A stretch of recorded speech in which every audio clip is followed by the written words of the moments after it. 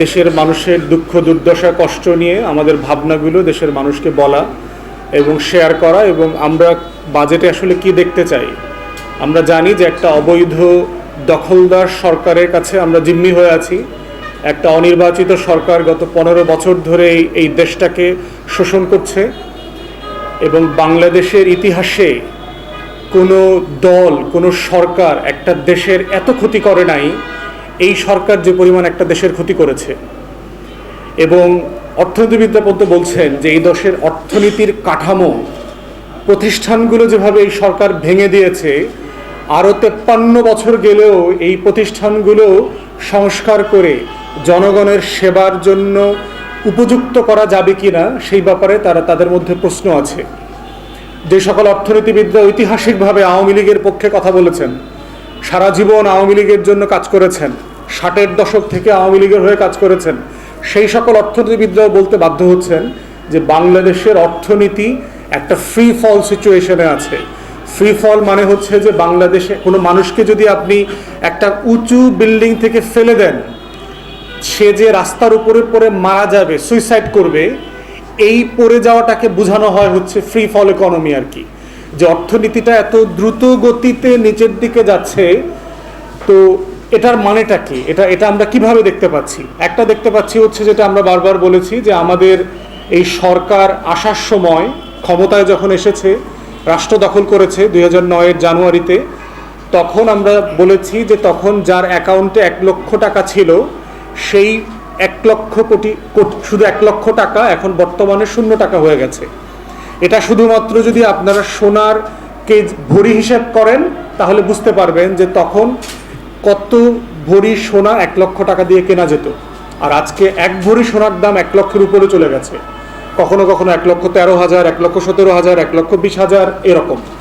তাহলে যিনি কয়েক ভরি সোনা কিনতে পারতেন 2009 সালে 1 লক্ষ টাকা দিয়ে, তিনি আজকে 1 ভরি সোনাও কিনতে পারবেন না। এটা কি আমরা বলছি যে এই 1 লক্ষ টাকা আওয়ামী দুঃশাসনে কিভাবে শূন্যে পরিণত হয়েছে? এবং কিছু বাস্তবতা বলি যে সে আমাদের দেশের কি ক্ষতি করেছে অর্থনীতিতে। মোটা দাগে 3টা ক্ষতি করেছে আওয়ামী লীগ আমাদের অর্থনীতি।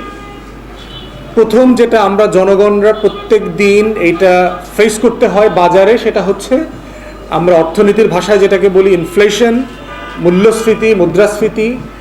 আর সাধারণ মানুষের ভাষায় হচ্ছে যে আমরা জিনিসপত্রের দাম এত বেড়েছে আর আমাদের আয় সময়ের তুলনায় এত কমেছে যে দুটোর মধ্যে ভারসাম্য তৈরি করা যাচ্ছে না। যে মানুষটা 2009 সালে 30,000 টাকা বেতন পেত, সেই মানুষটা 2024 সালে এসে হয়তো 35,000 টাকা বেতন পায়, 40,000 টাকা বেতন পায়, অনেকে হয়তো 30,000 টাকাই পাচ্ছে। কিন্তু 30,000 টাকায় ওই মাসে যে বাজারটা করতে পারতেন 2009 সালে, সেই বাজারটা করতে এখন একই লোকের একই পরিবারের 60,000, 70,000 টাকা লাগবে, কিন্তু তার বেতন বাড়ে নাই। তাহলে সেই মানুষটা কিভাবে বেঁচে থাকবেন, কিভাবে বেঁচে আছেন?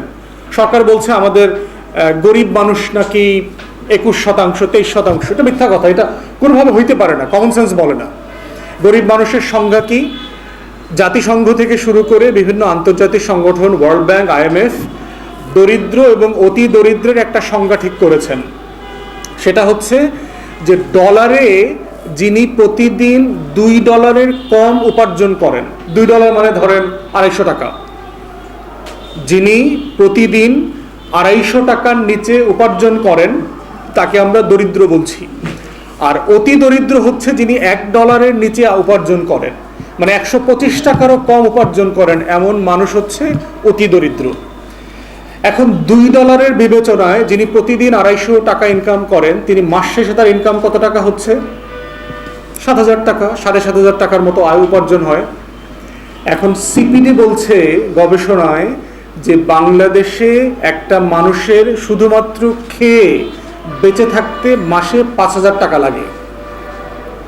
তাহলে বাকি যে আমার আরো 7,000 টাকা, 2,000 টাকা, 2,500 টাকা বাকি আছে, আমি এটা দিয়ে আর কিভাবে বেঁচে থাকবো?